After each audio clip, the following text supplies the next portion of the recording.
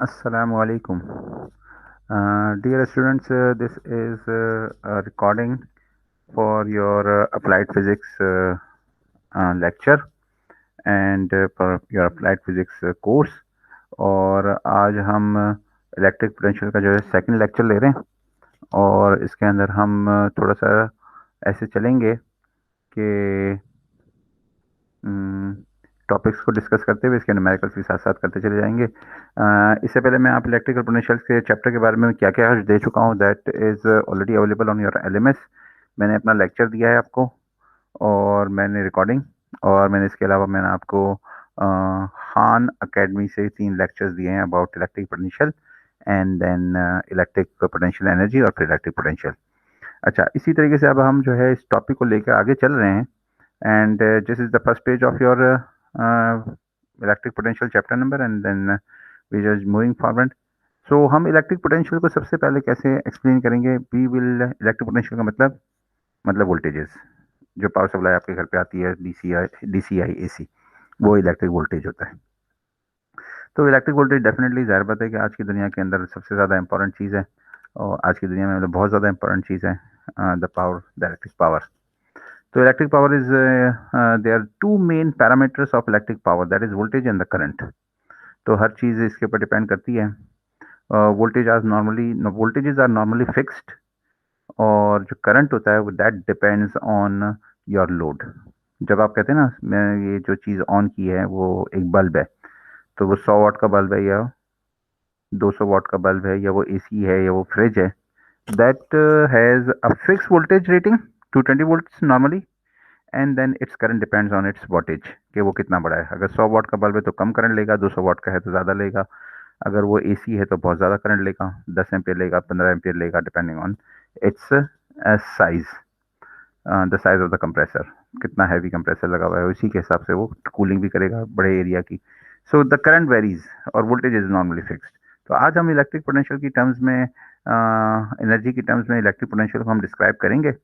अच्छा, what is potential energy? सबसे पहले तो हम ये बात कर चुके हैं ऑलरेडी पिछले लेक्चर में कि अगर ग्रेविटेशनल फील्ड की मौजूदगी में, जो ज़मीन की एक कशिश है, इसकी मौजूदगी में अगर आप एक चीज़ को ऊपर चढ़ाते हैं बाय लिफ्ट और बाय स्टेयर्स और by just throwing it in the air, up throwing up in the air, तो इसके अंदर पोटेंशियल एनर्जी गेन हो जाती है।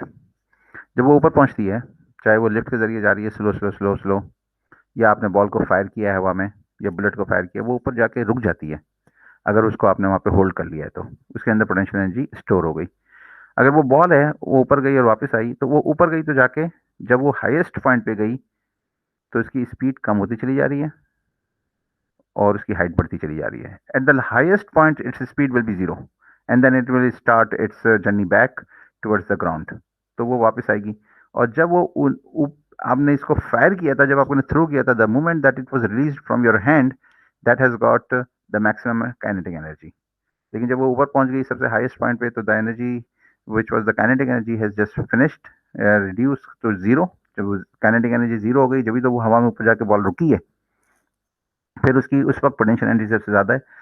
अब ये वापस नीचे का सफ़र जब इसने तय किया और आपके हाथ पे दोबारा से आई, तो वो ideally speaking if there was no air resistance, तो वो आपके हाथ में जब बॉल आएगी will have the same speed जिस वक्त वो आपके हाथ से रिलीज हुई थी। तो इसका मतलब ये है कि मतलब ये कि इट्स की पोटेंशियल एनर्जी ज़ीरो हो गई। अच्छा, तो जब आपने बॉल हवा में फायर की तो आपने क्या किया? You actually did the work, you applied the force, और आपने उसको कितना वर्क किया, that depends on F D. F D is the formula for work. अब ये इंटीग्रेट किया हुआ है, लेकिन यहाँ पे जो है सिंपल टर्म्स में F D, if there is a constant force and then there is a distance जो इस फोर्स ने ट्रेवल किया है, तो that will just give, but if the force is not constant, so it will be the and it's also in the not in the actual direction of the distance, जो के तो line integral से होगा। अच्छा, ये चलते हैं आगे। अच्छा, जो उसके अंदर पोटेंशियल एनर्जी आ गई जो गेन कर ली, that is delta U. U is the potential energy. तो हाइट पे potential energy minus the point, the potential energy जब वो ग्राउंड पे थी, but the work done is the opposite of this change in the potential energy. वो थी U B minus U A, और work done is जो आपने पहले पोटेंशियल एनर्जी थी और कितनी इसके अंदर स्टोर हो गई, ऊपर जाके ये स्टोर हो गई, पहले जीरो थी potential energy, you just applied a force and you did the work, और आपने इसको हाइट पे पहुंचा दिया, तो इसकी पोटेंशियल एनर्जी जीरो से स्टार्ट हुई और यूबी तक पहुंच गई। तो कितनी एनर्जी स्टोर इसके अंदर हो गई, इसके अंदर जितनी एनर्जी स्टोर हो गई वो डेल्टा यू थी। तो वर्क डन कितना हुआ आपका, the opposite of the stored energy, delta U जितना, U B minus U A is delta U and U A minus U B is minus delta U. अच्छा, ये बात हो गई। The law of conservation energy आपको मालूम है कि काइनेटिक एनर्जी का, और नीचे ग्राउंड पे और हवा में जब वो ऊपर पहुंच, नीचे नीचे काइनेटिक एनर्जी और पोटेंशियल एनर्जी। तो नीचे जब बॉल थी तो potential energy was zero, the U A was zero, the kinetic energy was maximum, जो कि आपने अप्लाई की थी इसके अंदर फोर्स, इसको इसको आपने एक्सेलरेट किया था, उसको स्पीड दी थी। अच्छा, जब वो ऊपर पहुंची हवा में तो kinetic energy zero but the maximum is the potential energy. ये बात हो गई। अच्छा, अब जो बात हम करना चाह रहे हैं वो ये है कि जिस तरीके से ग्रेविटेशनल फील्ड के अंदर पोटेंशियल एनर्जी हो सकती है, इसी तरीके से इलेक्ट्रिक फील्ड के अंदर भी पोटेंशियल एनर्जी हो सकती है। अगर आपका कोई चार्ज है and that is in the uniform field, तो अगर ये चार्ज आपका ट्रेवल करेगा इन the direction of the force, तो दैट मीन्स के बॉल नीचे आ रही है जमीन ऊपर से हवा में से, क्योंकि ये ऑटोमेटिक मूव करता है ना, मतलब ये कि बॉल जब नीचे आप फेंक देते हैं तो आपको फोर्स नहीं अप्लाई करनी पड़ती, वो पोटेंशियल एनर्जी इस्तेमाल होती है उसकी और वो नीचे गिरती है। इसी तरीके से अगर आपका charge is existing in between two charge plates और वो मूव करता है in the direction of the force, इसकी डायरेक्शन ऑफ द फोर्स किस तरफ है, इसकी डायरेक्शन ऑफ द फील्ड की तरफ ही इसकी डायरेक्शन ऑफ द फोर्स है। It depends, yes it depends on the polarity of the charge also. अगर ये फील्ड है in the direction from up to down, plus से माइनस की तरफ होती है हमेशा फील्ड, तो अगर ये पॉजिटिव चार्ज है तो इस पर फोर्स क्या अप्लाई होगी, टुवर्ड्स द बॉटम साइड, तो ये इस साइड पे मूव करेगा। और अगर ये नेगेटिव है तो ये कहाँ पे मूव करेगा, इस पर फोर्स कौन सी अप्लाई होगी, ये ऊपर की तरफ, क्योंकि नेगेटिव हमेशा खींचता है टुवर्ड्स द पॉजिटिव प्लेट, तो ये ऊपर की तरफ फोर्स अप्लाई होगी। ठीक है, तो ये बिल्कुल ऐसी मिसाल हो गई जैसे बॉल ऊपर से आपने गिरा दी, तो ये जब चार्ज होगा अगर पॉजिटिव होगा तो नीचे की तरफ जाएगा automatic in the direction of the force, अगर ये नेगेटिव होगा तो वो ऊपर की तरफ जाएगा इन the direction of the force, तो हमेशा डायरेक्शन ऑफ द फोर्स की तरफ ही चलेगा। लेकिन अगर by some means you have just move the charge against the direction of the force, अगर पॉजिटिव चार्ज को आप ऊपर की तरफ मूव करेंगे, पॉजिटिव चार्ज को आप अगर ऊपर की तरफ मूव करेंगे तो इसके अंदर पोटेंशियल एनर्जी स्टोर हो जाएगी, और अगर आप नेगेटिव चार्ज को नीचे की तरफ मूव करेंगे तो इसके अंदर पोटेंशियल एनर्जी स्टोर हो जाएगी। जितना ये ज्यादा करीब होगा इतना ज्यादा ये एनर्जी इसके अंदर स्टोर्ड होगी। तो हमने बात की थी कंजर्वेटिव फोर्स की, तो conservative force is the force जिसका अफेक्ट पोटेंशियल एनर्जी की सूरत में स्टोर हो जाता है, तो ये electric field is a conservative force. ये बात हो गई, जस्ट यहाँ पे ये टर्म आपकी ये वाली यहाँ पे लिखी हुई है। अच्छा चले, अब मैं जो है न्यूमेरिकल की तरफ आना चाह रहा हूँ। हो सकता है कि मुझे न्यूमेरिकल डिस्क्राइब करते हुए आपको कुछ और भी बताना पड़े, लेकिन ये कि वो हमने बात की थी यहाँ पे। देखें, ये लेक्चर देखें आप सिर्फ, और किताब ना पढ़ें। किताब में अगर आप पढ़ेंगे तो you will just get disturb, क्योंकि there is so much information जो कि मैंने आपको बहुत सिंपल वर्ड्स में बताई है कि इलेक्ट्रिक फील्ड या electric force, definitely electric force is due to the electric field is due to is also a conservative force, ये बात बताइए। अच्छा, थोड़ी सी मैं रिकॉर्डिंग देख लूँ, रिकॉर्डिंग हो रही है, दैट्स वेरी फाइन। अच्छा, and I am also presenting, कभी कभी ऐसा होता है कि रिकॉर्डिंग हो रही होती है और आपका माइक बंद होता है या फिर प्रेजेंट नहीं कर रहे होते, आपको आपकी स्क्रीन पे नजर आ रहा होता है लेकिन रिकॉर्डिंग में नहीं जा रहा होता। So anyway everything is fine here and we are all set to do the numericals. अच्छा, अब ये वो जो यूनिफॉर्म फील्ड की बात हो रही थी, यहाँ पे ये बात हो रही है due to the the point charge, the field due to the point charge. तो इसके ऊपर जो फोर्स अप्लाई होगी definitely by Coulomb's law, this is K and this is Q naught upon Q into Q naught, ये Q है, the Q naught है divide by the distance R squared, this is R square, where is R, this is the R. Distance vary कर रहा है, are R B है और R B भी है। तो what will be the work done, तो on this charge, test charge, ये क्यू नॉट पे, तो हमें पता है कि this is the force and this is D R, क्योंकि force is not constant, we have to go with integration and we have to take the line integral. तो ये आर बी से आर बी, फिर ये हमने कल last time discuss किया था, वन अपॉन आर आता है, तो that's why this becomes R A minus R B, यहाँ पे one upon R A minus one upon R B. Otherwise जो है आर बी पहले होता है ना लिमिट सप्लाई करते हुए, लेकिन क्योंकि माइनस था तो ये हो गया, ये हमने क्लास में डिस्कस किया हुआ है। इसको हम जनरल केस को ख़त्म कर देते हैं और ये यहाँ पे इस वाली चीज़ को याद रख लें कि the potential energy of 2 point charges is given by this expression, यहाँ से, और यहाँ से इसको मिक्सअप नहीं करें, ये आर स्क्वायर है, the force is the R square but the potential energy is just the same thing but no R, no square here, that is the main thing, that is the only thing, the difference between the potential energy. अच्छा, here one point is to be noted कि electric potential energy of 2 point charges, ये एक charge की potential energy नहीं है, the property of this potential energy is just because of the existence of the other charge, तो एक charge की नहीं है, दो चार्ज की पोटेंशियल एनर्जी है। अच्छा, ये वाला फार्मूला ये ग्राफ की सूरत में भी प्लॉट हो गया। अच्छा, ये जो है चीज़ें मैं आपको न्यूमेरिकल सॉल्व एग्जांपल नहीं करा रहा हूँ, आप कर लीजिएगा, इससे बिल्कुल मिलती जुलती example and of the chapter में मौजूद है।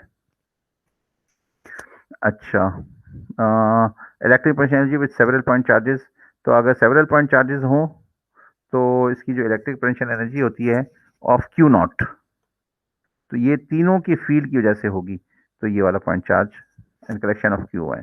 तो देखें, एक चार्ज की वजह से क्या, Q naught upon R one, ये वाला formula total Q naught upon R one, फिर इसको उससे मल्टीप्लाई करें तो Q naught multiply by Q two R two, और फिर potential energy due to also the three, मतलब जो पोटेंशियल एनर्जी है वो दूसरे चार्ज की मौजूद की वजह से, अगर एक चार्ज है तो the potential energy is just this one.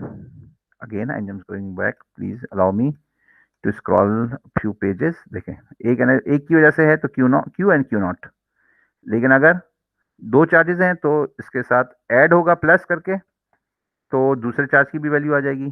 तो ये हो गया ये वाला फॉर्मूला, तो इतना तो हो गया पिछला वाला फॉर्मूला, और इसके अंदर ऐड होगा दूसरी वाली की वजह से भी पोटेंशियल एनर्जी होगी, तो ये और मल्टीप्लाई बाई ये दूसरा हो गया, फिर ये और ये वाला मल्टीप्लाई, तो ये तीसरे की होगी। तो हर के इसको जो है समेशन की फॉर्म में ये इस तरीके से लिख लेंगे।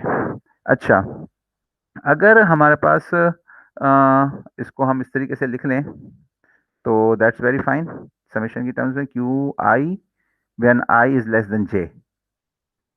तो देखें, मैं आपको फिर बताता हूँ, एक इंपॉर्टेंट पॉइंट है जिसकी तरफ मैं आपको लेके आना चाह रहा हूँ, इसलिए मैं आपको ये दोबारा बता रहा हूँ कि देखें, ये Q naught into Q one है, और फिर ये है Q naught into Q two, फिर इसी तरीके से है ये Q naught into Q three, तीन चार्जेस। अच्छा, अब इसके अंदर Q naught into Q three है, लेकिन Q three into Q naught नहीं है, यानी इसकी सीक्वेंस को पलट दिया। इसको कैसे मेंटेन किया है यहाँ पे इन्होंने, कैसे मैनेज किया है कि they have just written that this I is going from I, मतलब ये जो आई है यहाँ पे इज लेस देन जे। इससे क्या होगा, we don't let I is equal to J. इससे क्या होगा कि मतलब अगर ये लेट से कि ये थ्री तक था, 1 2 3, I was going from 1 2 and 3, तो जे 3 था, J was 3 and it was what it was starting from, it was starting from 1, तो ये 1 2 होगा, 1 3 होगा और 2 3 होगा, तीन आएंगे। लेकिन इसके उल्ट अगर इक्वल टू भी कर देते ना, तो फिर ये टर्म आ जाती है कि 1 2 भी हो जाता है, 2 1 भी हो जाता है इसके अंदर यहाँ पे, तो ये सिर्फ तीन टर्म्स आएंगे इसके अंदर। they have just managed it by just mentioning that I is going to be equal to less than j। अच्छा, ये वाला, and this is the potential energy of the total system।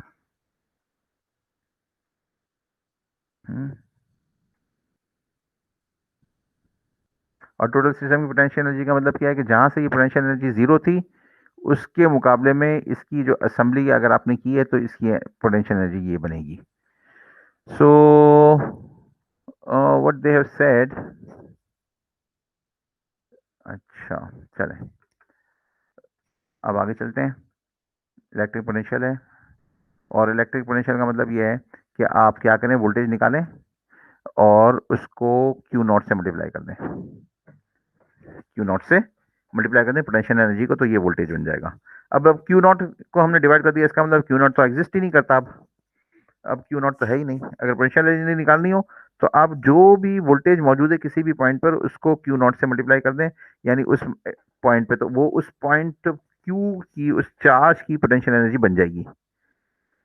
So that way the potential is there even if there is no charge. अब अगर late से पता नहीं आगे कोई डायग्राम प्रॉपर मिल जाए मुझे तो मैं दिखा दूं आपको। नहीं मिल रही है मुझे, आगे नहीं मिल रही है, पीछे मिल रही है। Okay, let me just go back and just show you a figure. For example, this. इस Q की वजह से कोई कोई चार्जेस हैं, ये तीन चार्जेस हैं, नहीं तीन चार्जेस नहीं, एक चार्ज ले लेते हैं समझने के लिए आसान होगा। ये एक चार्ज है। What is this charge Q? अगर इसके विसिनिटी का मतलब होता है इसके आसपास, करीब में, अगर ये Q नॉट मौजूद है तो they will have a potential energy, the both charges. It's a property of a combination, not a single. ये सिंगल चार्ज पोटेंशियल एनर्जी नहीं क्रिएट कर सकता, इस तरीके से ये अकेला चार्ज भी किसी भी सिस्टम में कहीं पे पड़ा हुआ होती है पोटेंशियल एनर्जी क्रिएट नहीं कर सकता। दोनों की मौजूदगी की वजह से पोटेंशियल एनर्जी क्रिएट होगी, and it will be a potential energy of both the charges, दोनों का मिला के टोटल। अच्छा, तो अगर ये क्यू नॉट से डिवाइड कर दिया मैंने इस वाले फॉर्मूले में, कौन से फॉर्मूले में, इस वाले फॉर्मूले में, यहाँ से क्यू नॉट से डिवाइड कर दिया तो ये बन गया Q upon R, and this is K, Coulomb's law constant, Coulomb's constant K. तो K Q upon R, it's the potential energy. हाँ, K Q upon R is the potential. ये तो पोटेंशियल एनर्जी है जिसमें क्यू नॉट। तो अगर यहाँ पर क्यू नॉट मौजूद नहीं है लेकिन फिर भी यहाँ पर एक वोल्टेज मौजूद है, अगर किसी भी क्यू नॉट को यहाँ पर लेकर आएंगे तो उसकी पोटेंशियल एनर्जी क्या बनेगी, Q naught multiply by the voltage. ये वाली बात हो गई। अच्छा, मैं इसको इस तरीके से और भी डिफाइन करूं कि इलेक्ट्रिक फील्ड को हमने इस तरीके से डिफाइन किया था by just dividing the force by the Q. ये अगर यहाँ से इस फोर्स को, ये कूलम्स लॉ की स्टेटमेंट है, अगर मैं इसको यहाँ से क्यू नॉट से डिवाइड भी कर दूं तो क्यू नॉट नहीं है यहाँ पे, तो ये क्या बन जाएगा यहाँ पे, F not divide by Q, F divide by Q is the electric field. अब अगर क्यू नॉट नहीं भी है तो इलेक्ट्रिक फील्ड तो है वहां पर मौजूद, थी तो हमें इस बात में समझ में आ रही है। अगर वहां पर कोई क्यू नॉट लेकर आया जाएगा और इलेक्ट्रिक फील्ड से मल्टीप्लाई कर दिया जाएगा तो वो फोर्स आ जाएगी। तो इसी तरीके से यहाँ पर अगर आप वोल्टेज से मल्टीप्लाई कर देंगे क्यू नॉट से तो पोटेंशियल एनर्जी आ जाएगी। So I hope that I have just explain this in quite better way. समझा दिया है मैंने, किताब में से आपको डायरेक्ट नहीं समझ में आता था तो समझा दिया है मैंने आपको। तो यहाँ तक का फॉर्मूला है यहाँ पर हमारे पास पोटेंशियल एनर्जी का, that is E is divide by potential energy divide by the voltage is equal to potential energy divide by Q naught, या potential energy is equal to Q naught V. अच्छा देखिए बच्चों, कोई काम भी ना दुनिया में बगैर मेहनत के तो नहीं होता। तो अगर आप सिर्फ लेक्चर देखें और आप इस चीज़ को समझ जाएं, that is just just not possible. Lecture के साथ आप कॉपी पेंसिल उठाएं और जो मैंने मेगा अब करने लगाऊँ आपको, वो आप साथ साथ में कैलकुलेशन करके इसको वेरीफाई भी करें कि whatever I am just talking और जस्ट जो मैं आपको शो कर रहा हूँ। तो you now please just go to the numerical जो कि अब मैं आपके पास जाने वाला हूँ, और फिर अपनी कॉपी पेंसिल निकाल लें, इसको सॉल्व करें, you think over it, PDF निकाल लें इस किताब की, तो फिर सही है। तो फिर इस तरीके से काम है। और देखें, अगर मैं आपको यहाँ पे इस वक्त ये कोर्स पढ़ाने के लिए यहाँ पे मैं साइन हुआ हूँ आपको, तो अगर आप मेरी बात मानेंगे तो आपकी लर्निंग होगी, अगर आप मेरी बात नहीं मानेंगे तो लर्निंग इस नहीं होगी, ज़ाहिर बात है। या फिर आपको अपने पार्ट पे पूरा जो है चैप्टर पढ़ना पड़ेगा और अपनी एक्सट्रैक्ट इन्फॉर्मेशन करनी पड़ेगी, और it's a long process. Definitely you are just going to learn this the same things if I just tell you, आप if you do the things which I tell you तो जल्दी हो जाएगा। अच्छा, ये वाला फॉर्मूला मैं आपको बता चुका हूँ ऊपर से कि क्यू नॉट से डिवाइड कर दिया तो दिस इज द वोल्टेज। अच्छा, अगर कोई, यहाँ पे हमें न्यूमेरिकल में ये इस्तेमाल नहीं किया फॉर्मूला लेकिन कर सकते हैं, तो अगर ज़्यादा ज़्यादा क्यूज मौजूद हैं जिसकी वजह से वोल्टेज निकालना है तो फिर ये वाला फॉर्मूला बन जाएगा। जितने भी क्यू हों, जितने भी टेस्ट पॉइंट पॉइंट चार्जेस हों, उसको ऐड करते चलें। और क्योंकि कोई भी charge density is made up of point charges, अगर कोई सर्कल है, कोई लाइन है, तो वो इनफाइनाइट पॉइंट चार्जेस से मिलकर बनी हुई है। जो भी चार्ज चार्ज कॉन्फ़िगरेशन है, सर्कल की है या लाइन की चार्ज कॉन्फ़िगरेशन है, तो that will be made of the point charges.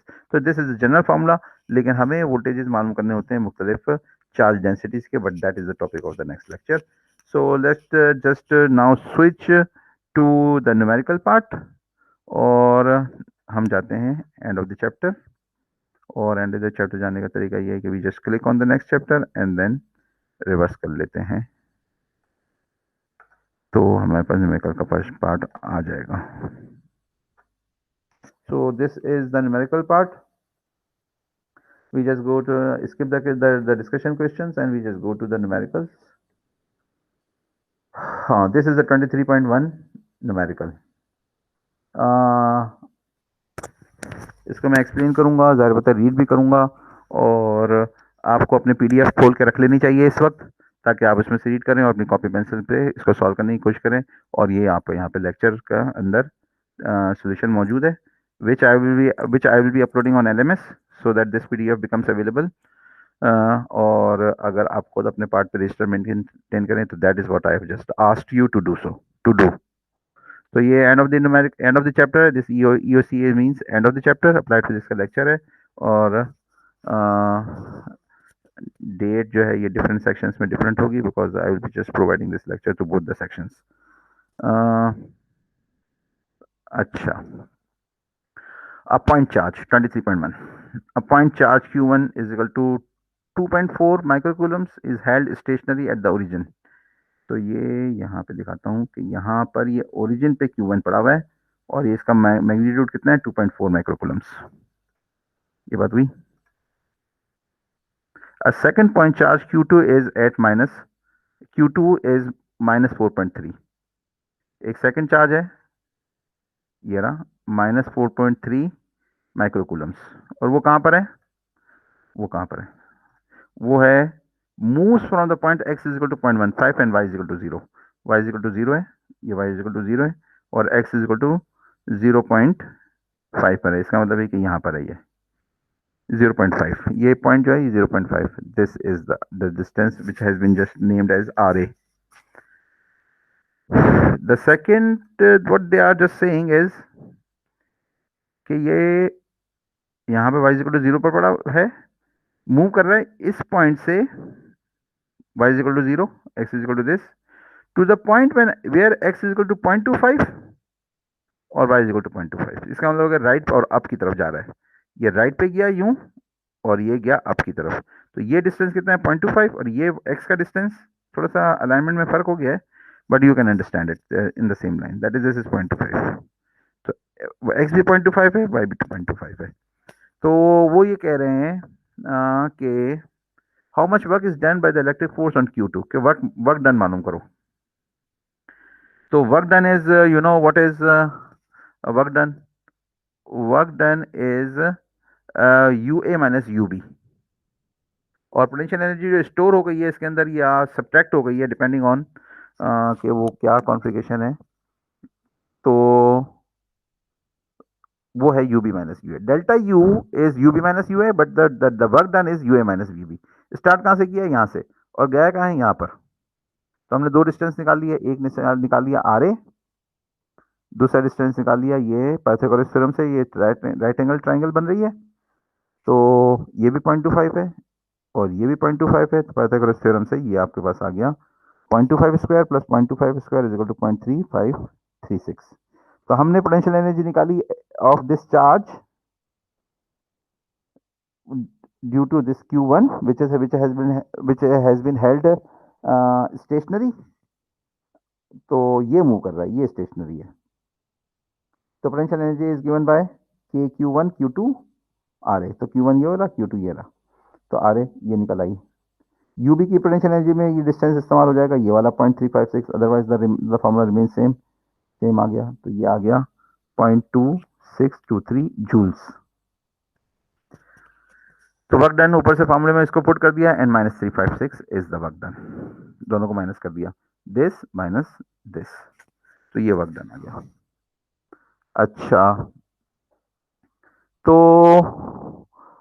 Work done is negative. अब हम चलते हैं 23.3 पे। Energy energy of the nucleus. अगर आपको इसके अंदर फॉर्मूलेज देखने हैं कि ये कहाँ से आए, तो you can just go and find the equation number 23.2। तो ये वाली इक्वेशन नंबर 23.2 पे ये वाला फॉर्मूला आपको मिल जाएगा, जो मैंने सबसे पहले आज लेक्चर के शुरू में स्टार्ट में डिस्कस भी किया है कि work done is the negative of the potential energy. तो negative of the potential energy का मतलब है कि negative of U B minus U है। तो negative of U B minus U है is equal to U A minus U B. तो this is thing. और ये वाला फॉर्मूला हमने अभी डिस्कस किया है कि ये पोटेंशियल एनर्जी होती है ऑफ द टू चार्जेस। तो ये वर्क डन निकाल लिया हमने, दोनों में से माइनस कर लिया। सो आई होप के दिस इज ओके नाउ। अच्छा, अब यहाँ पर हम निकाल रहे हैं the result in joules. Energy is in joules. अब एनर्जी की एक और यूनिट भी यहाँ पे हम बना सकते हैं, आपको मैं दिखाता हूँ, चलते हैं, क्योंकि इस लेक्चर में ये इस्तेमाल होगी ये न्यूमेरिकल में। तो I just go back and just remember this 779।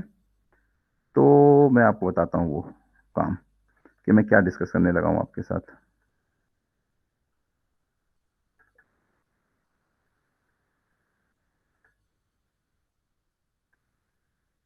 अच्छा, अब मैं जा रहा हूँ पोटेंशियल वाली जगह पर, जहाँ पे हमने पोटेंशियल डिस्कस किया है।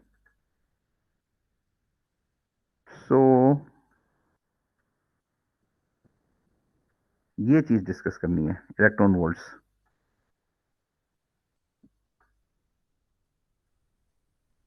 अब देखें, अब देखें electric potential is given by Q naught we.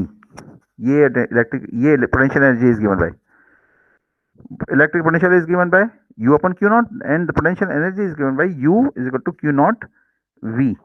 तो ये जो u है इसकी यूनिट क्या होगी? एनर्जी है, पोटेंशियल एनर्जी है ये u। तो इसका मतलब इसकी यूनिट जूल्स होगी। एग्रीड? इंशाल्लाह एग्रीड ही होंगे, because this is energy, energy unit joules होती है, तो ये एनर्जी जूल्स होगी। सही है। तो अब अगर मैं इसको यहाँ पे वोल्ट है ये, इसको 1 रख लूं और इसकी जगह पर इलेक्ट्रॉन का चार्ज रख लूं, तो what will be the amount of energy of 1 electron volt? अगर चार्ज को हम रख लें 1 इलेक्ट्रॉन और वोल्ट को रख लें 1 वोल्ट, तो that will become 1 electron volt.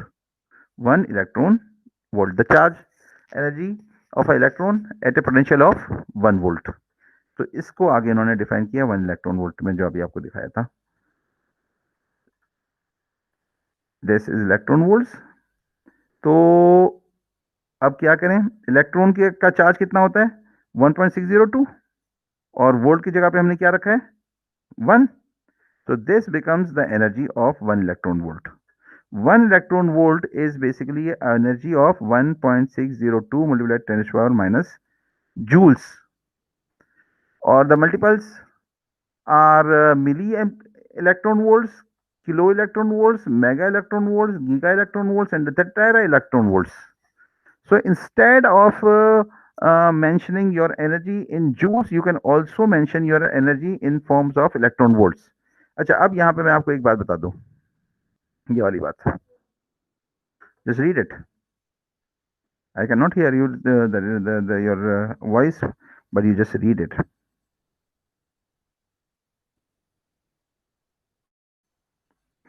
सही है, ये बात समझ में आ गई? होप कि समझ में आ गई होगी कि this electron volt is an unit of energy and not the unit of potential difference या voltage। तो ये electron volt is always a unit of energy है, and this is equal to 1.602 joules. ये यूनिट कन्वर्जन है, simple, और कुछ भी नहीं है, सिर्फ यूनिट कन्वर्जन। कि अगर 1 सेंटीमीटर इतने का है तो ये कितने मीटर के बराबर में होगा? बराबर होगा इस तरीके से, 100 से डिवाइड कर देंगे तो वो मीटर्स में आ जाएगा। तो इसी तरीके से जब भी हम इसको इलेक्ट्रॉन वोल्ट्स में कन्वर्ट करना चाहेंगे, जूल्स में, जूल्स को, So we will just divide by any energy available in joules with this number. So we will come up with the electron volts. अच्छा, तो ये याद रखिएगा। और हमें जाना था 779 पे। This was 779 and here we had what we had, हमें was 23.3 सवाल। Energy of the nucleus. आप देखें, रजिस्टर आपका अपने हाथ में होना चाहिए, पीडीएफ आपकी खुली भी होनी चाहिए, और अगर आपने कुछ सीखना है तो, और अगर आपने सिर्फ लेक्चर निकालना है और टाइम पास करना है तो फिर एक अलग बात है। और अगर ऑनलाइन पेपर की उम्मीद में आपने जो है बस चीज़ों को लाइट लेना है, because it is going to be the open book paper, open lectures, open book, open net, everything will be open for to you, but cooperation is definitely not open. तो लेकिन अगर कैंपस में exam हो गए तो बताओ क्या हाल होगा आपका। So please be prepared for your exams in campus, because first Feb से इंडस्ट्री खुल रही है अभी तक की न्यूज़ के हिसाब से, और आपके जो एग्ज़ाम्स हैं वो हैं शायद 8 से। So according to the academic calendar, although कि मुझे पास कोई नोटिस नहीं आया हुआ, लेकिन एकेडमिक कैलेंडर में लिखा हुआ है कि 8 तारीख से आपके एग्जाम है, 4 तारीख से शायद आपकी क्लासेस स्पेंड हो रही हैं, ख़त्म हो रही हैं। तो 4 तारीख से नहीं हो रही है, बल्कि 2 तारीख तक ही है कि हमारी क्लासेस होंगी। तो इसका मतलब यह है कि आपको तैयारी अभी से करनी है, और मैं जो आपको जो न्यूमेरिकल्स दिए ना, आप बस वो न्यूमेरिकल्स अपने हाथ से कर लें और बस सुकून में रहें कि वो चीज़ हो जाएगी। अगर आप ऑन कैंपस भी हैं, there is no help available from outside, और तो फिर भी आप you can just rest assured कि अगर आपने मेरे जो न्यूमेरिकल्स मैंने करवाए में अगर आपने कर लिए हैं अपने हाथ से, and you know it how to do it, you will be able to do the rest of the numericals, exam numericals also. अच्छा, अभी how much work is needed to assemble the atomic nucleus containing 3 protons such as barium, if we model it as an equilateral triangle of side this, ये मैं पढ़ रहा हूँ, आप नहीं पढ़ रहे सही, मतलब ये कि मैं तो अभी खुद समझ रहा हूँ, मैं आपको समझा नहीं रहा हूँ, मैं भी आप समझ पढ़ के आपको भी समझाऊंगा। With a proton at each vertex, assume the protons started from very far away। अच्छा, very far away प्रोटॉन से स्टार्ट हुए हैं, इसका मतलब है कि द इनिशियल एनर्जी इज 0, और अब ये न्यूक्लियस जो है प्रोटॉन्स इस वाली शक्ल के अंदर मौजूद है। मैं आपको बताऊं, ये प्रोटॉन्स हैं, ये at a distance of, equilateral triangle का मतलब है कि ये इस तरह की बराबर, तीनों साइड्स बराबर हैं। जब तीनों साइड बराबर होती हैं तो तीनों एंगल्स भी बराबर होते हैं, लेकिन उसका हमें काम नहीं है। How much work is needed to assemble an atomic nucleus containing 3 protons. 3 protons को आपने असेंबल करना है, तो इसकी इनिशियल एनर्जी कितनी थी at infinite, when they were just infinite at infinite distance from each other, तो हम कहते हैं कि that energy was just 0। So what work will be just needed to just bring together, तो वो हम कहते हैं कि जहाँ पे इस वक्त इसकी पोटेंशियल एनर्जी है ना, बस वही एनर्जी हमें चाहिएगी। मिसाल के तौर पे अगर आपने एक बॉल को ज़मीन से ऊपर लेकर गए किसी बिल्डिंग पे, तो इसको कितनी एनर्जी चाहिए ऊपर ले जाने में, इसको ऊपर ले जाने में इतनी एनर्जी चाहिए जितनी एनर्जी उसके अंदर स्टोर हुई है, नेगलेक्टिंग द लॉसेस। तो इस इन प्रोटॉन्स को असेंबल करने में at a distance of 2 multiply 10⁻⁻15 meters from each other at a equilateral triangle, तो कितनी एनर्जी की ज़रूरत होगी। तो हमने कहा कि इसकी एनर्जी की ज़रूरत होगी जो टोटल एनर्जी है एक दूसरे की वजह से। तो ये वाला फार्मूला है आपके पास, मैंने अभी आपको दिखाया था, जिसके अंदर I is less then J, तो क्या हुआ Q1 Q2, ये जो टोटल जो असेंबली है इसमें क्या होगा फार्मूला, ये इस E की इस वजह से, इस E की इस वजह से एनर्जी, और इसी तरीके से इन दोनों का आपस में, तो टोटल यानी एक कॉम्बिनेशन ये हो गया एनर्जी का कॉम्बिनेशन, एक एनर्जी का कॉम्बिनेशन ये दोनों पेयर हो गया, because the potential energy is always in pairs, और एक पेयर हो ये हो गया, तो ये हो गया 3 3 हो गए, और क्योंकि सारे charges Q1 Q2 and Q3 they all are E, तो दिस बिकम्स 3E स्क्वायर, ये हो गया E स्क्वायर, ये हो गया 3 स्क्वायर, ये हो गया E square, so that becomes 3E square upon R। तो यहाँ पर आ गया 3 स्क्वायर अपॉन R, यहाँ से निकाल लिया, E स्क्वायर की जगह पे हमने लिख लिया 1.6, 0 टू भी होता है लेकिन यहाँ पे से 1.6 लिखा मैंने, multiplied by 10 to the power minus, that is the charge of electron, multiplied by k, ये k की वैल्यू है 1/4 पाई एप्सिलॉन नॉट, ये टोटल वैल्यू होगी 9 multiplied 10 to the power minus 9 Coulomb's constant, ये हो गया, डिवाइड बाय द डिस्टेंस जो आपस में एक दूसरे से है वो है 2 multiplied 10 to the power minus 15, calculate कर लिया, एनर्जी आ गई इन जूल्स, हमें इलेक्ट्रॉन वोल्ट्स की सूरत में आंसर दिया हुआ है, इसलिए इसका मतलब है कि इसको इलेक्ट्रॉन वोल्ट में कन्वर्ट करो, but we know that this electron volt is this many joules, तो इस एनर्जी को इस एनर्जी से डिवाइड कर दिया, तो हमारे आंसर जो आ गया इलेक्ट्रॉन वोल्ट्स में आ गया, और ये है 2.16 मिनट 10 माइनस 6, वो माइनस नहीं करना चाहिए था, ये माइनस नहीं आएगा, सॉरी, इसको प्लस करें यहाँ पे, तो ये मेगा वोल्ट्स हो गया, क्योंकि यहाँ पे प्लस होता तो यहाँ पे मेगा लिखता था, ये मेगा वोल्ट्स हो गया, mega electron volts. I hope this is clear. अच्छा, ये जो है सवाल मैं आपको फिर बता दूं कि are just the way of grasping the concepts, and this is very must, without this you will not be able to understand physics at least, कुछ भी और भी चीज के अंदर।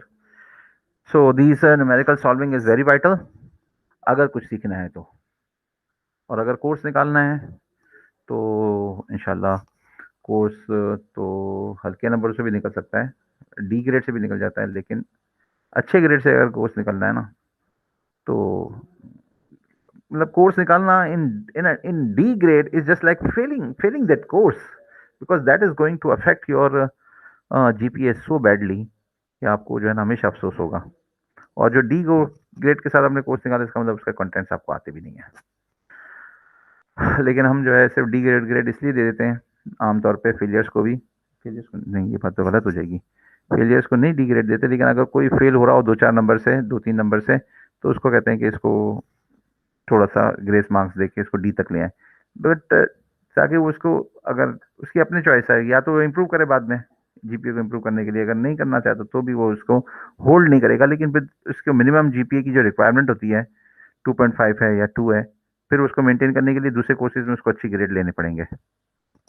अच्छा, small metal sphere carrying a net charge of Q1, ये Q1 है, मेटल स्फेयर है, इज हेल्ड स्टेशनरी, ये स्टेशनरी है, मूव नहीं कर सकता,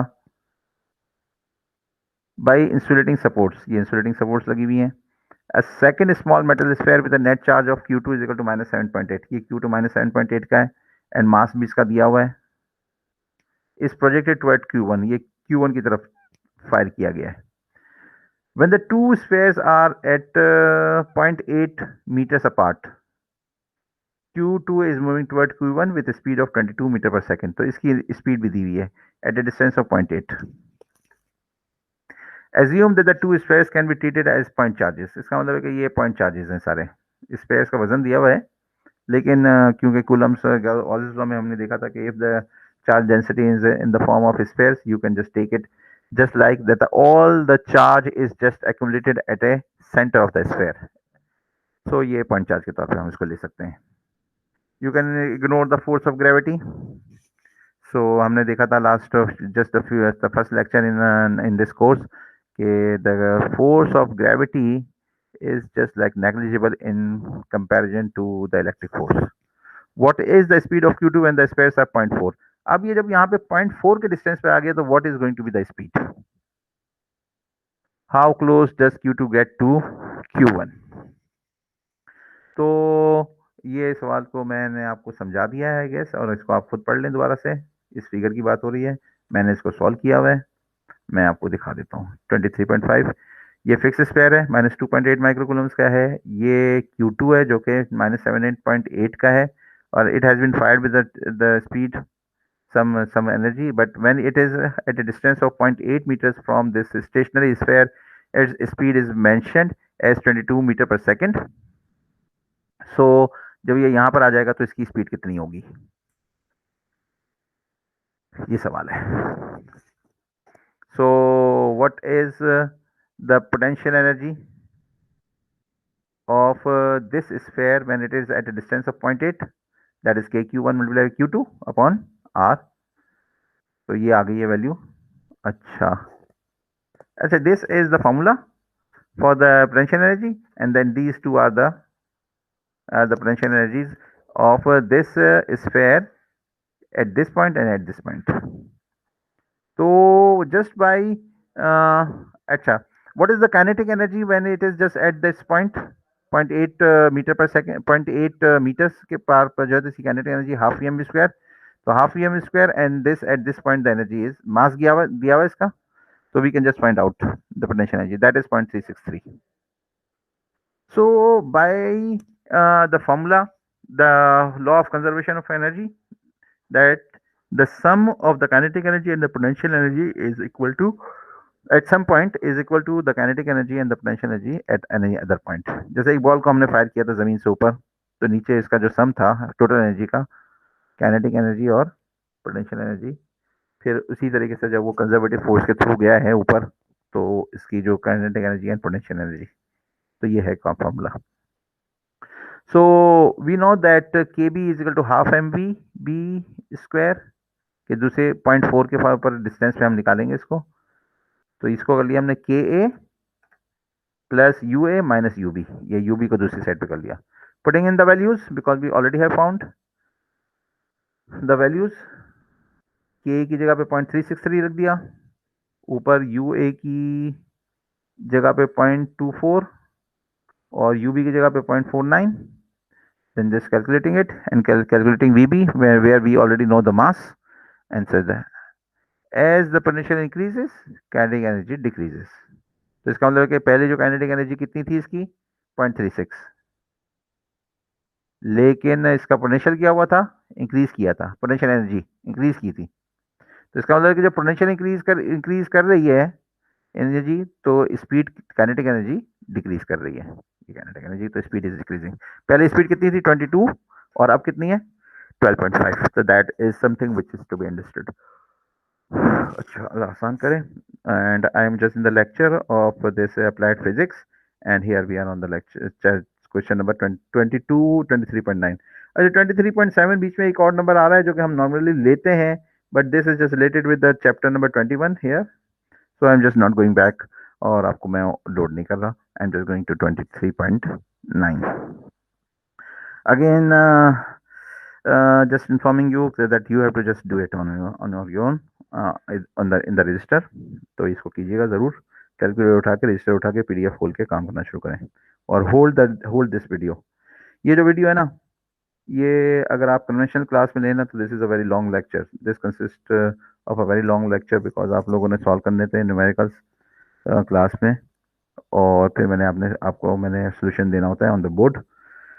This is how I just conduct the class, my conventional class. तो इस पर भी ऐसे ही रखें. So ये जो है ना आपका लेक्चर कम से कम 2 घंटे का लेक्चर आपका बनता है. You should watch this video in 2 hours at least.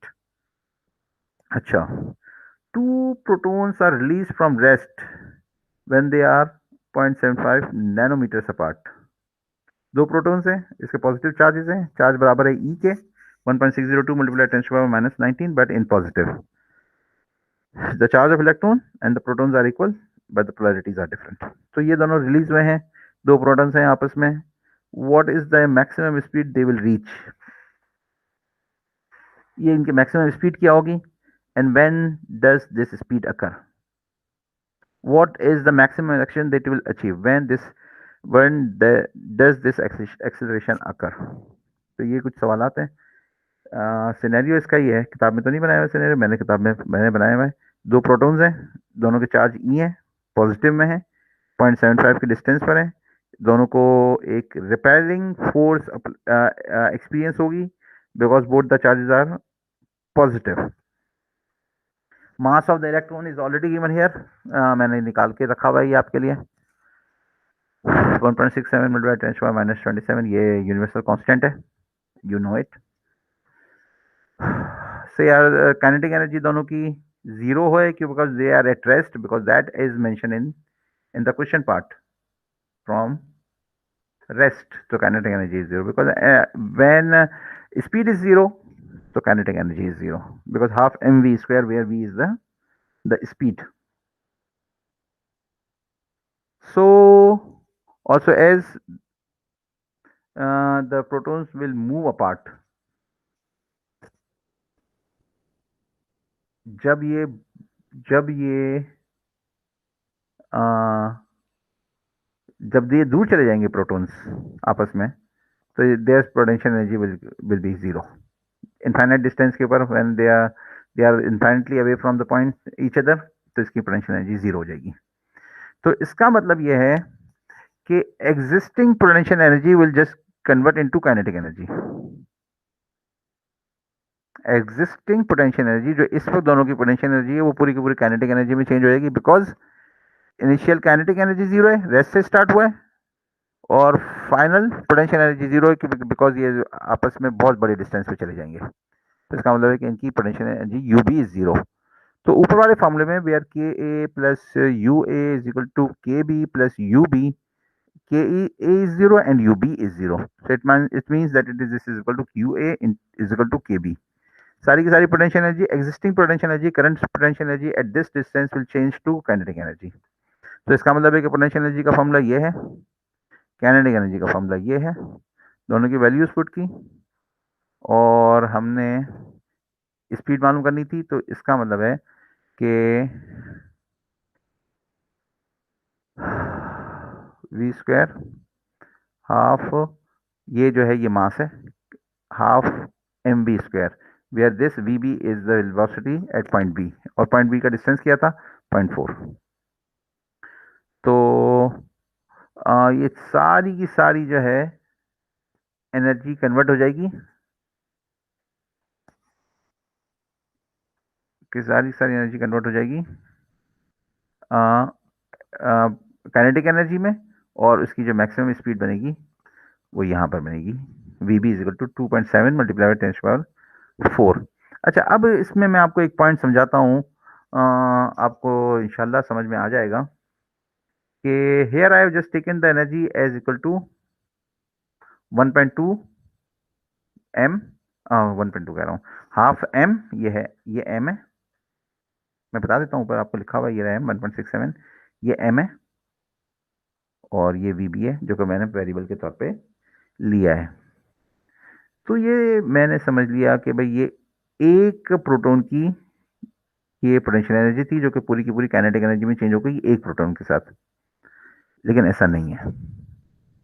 If you are not getting disturb with this my extra information, तो मैं आपको बता दूं कि ये पोटेंशियल एनर्जी असल में सिर्फ एक इलेक्ट्रॉन की नहीं, एक प्रोटॉन की नहीं है, this is the potential energy of the combination of the proton.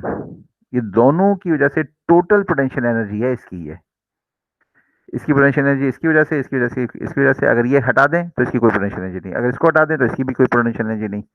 तो this potential energy is because the initial potential, the total energy is equal to this. तो इसका मतलब है कि ये जो होगा, एक इलेक्ट्रॉन को मैंने इस स्पीड पे एक्सीलरेट करके दिखा दिया है वीबी, तो actually this will be equal to the half of the speed, क्योंकि दोनों रिलेटिव स्पीड से, इस स्पीड से जा रहे होंगे दोनों away from the each other, लेकिन एक इलेक्ट्रॉन जो मूव कर रहा होगा ना, वो इसकी आधी स्पीड से मूव कर रहा होगा, एक प्रोटॉन आधी स्पीड से मूव कर रहा होगा। अच्छा, अब चलते हैं 23.11, 23 पॉइंट में हमें 2.11 कर दिया, लेकिन ये है जाहिर बात है चैप्टर नंबर 23, तो 23.11 है ये। 3 point charges which are infinitely far apart are placed at the corners of an equilateral triangle with sides D। तीन क्यू हैं, तीन चार्जेस हैं, देखें क्या लिखा हुआ है, 3 पॉइंट चार्जेस हैं जो कि शुरू में तो बहुत इन्फाइनेटली अपार्ट है, इसका मतलब उनकी पोटेंशियल एनर्जी जीरो है। अच्छा, 3 पॉइंट चार्जेस में दो तो क्यू हैं, 2 of the punches are identical and have charge q। एक दो क्यू हैं और तीसरा कोई और चार्ज है, that is Q dash, that is Q dash. What is the question? अभी तो सिनेरियो मैंने आपको बताया कि इस क्वेश्चन के अंदर 23.11 के अंदर there are 3 point charges which are initially at infinitely far apart, and then they have been just brought in a way that they are on the vertices of the equilateral triangle, and the side of the vertices of the equilateral triangle is D। 2 point charges क्यों हैं? इसमें से if zero net work is required to place the three charges at the corners of the triangle what must be the value of the third charge. अगर इनको यहाँ पर assemble करने में zero net work done is zero, तो इस Q की value क्या होनी चाहिए? ये फॉर्मूला है, ये भी हमने क्लास में डिस्कस किया था मैंने व्यू पर कि k multiply by summation of the Q I Q J where I and J are I is less than J. तो इसका मतलब है कि ये हो गया total and potential energy of the system right now, जो कि इस सूरत में ये वही वाला काम हो वर्क डन है जो कि आपको इसको असेंबल करने में लगा है, because all the energy which you just apply in the form of work done is stored as a potential energy. So right now we just calculate the potential energy of this system, this assembly of the point charges. तो ये इसका formula मैंने आपको दिखाया था किताब में, जहाँ पे are I is less than J. ये बात आप दोबारा से समझ लें कि if the charges are at infinite distance they have a potential energy of zero, and then if you just bring them together, so how much work is just needed to bring them to in a close to each other, that is equal to the potential energy of that system at that current at that moment. तो ये इस वक्त यहाँ पे d के distance पर है, तो इसका मतलब इसका वर्क डन इज, लेकिन हमें इन्होंने पूछा है कि what will be the polarity of this q dash if the work done is equal to zero for bringing them together here in this configuration. So I said that this is q potential energy of q and then potential energy of q and q dash, and then potential energy of this q and q dash. So this is q that is q square here, q dash and q dash, so this is becomes 2q dash here, d को common निकाल लिया, and we have q known just like, लेकिन q dash का इन्होंने polarity पूछी है और amount पूछा है, वैल्यू पूछी है। तो thus for the given condition u is equal to 0, ये given कंडीशन क्या है? 0. So this whole thing has been as replaced as 0, लेकिन ये k और d तो खत्म हो जाएंगे because on the other side you have a 0, d को ऊपर ले जाएंगे, k को नीचे ले जाएंगे, 0 upon k is 0 और 0 multiplied d is 0, and then q dash is equal to minus q upon 2 calculation से थ्रू होने के बाद। So this was a 23.11, and then we just go to the next question, or this question is about the electric potential. Electric potential के 3-4 सवाल हम और भी करेंगे, and then we will just say the chapter is finished. So we will just move on to next chapter. A small particle has a charge of -5 microcoulombs and mass of this. It moves from point A where the electric potential is V है।